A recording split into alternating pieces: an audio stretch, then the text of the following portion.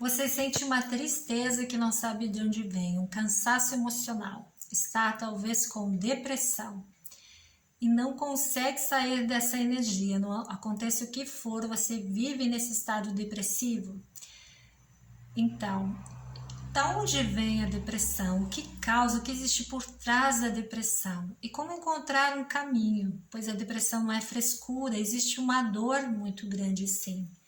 Existe uma dor, significa que a sua alma está gritando e chamando a sua atenção para ser acolhida, para ser olhada e para poder trazer aquilo que talvez você sempre quis para a sua vida, que é a sua autoestima, sua força, seu brilho.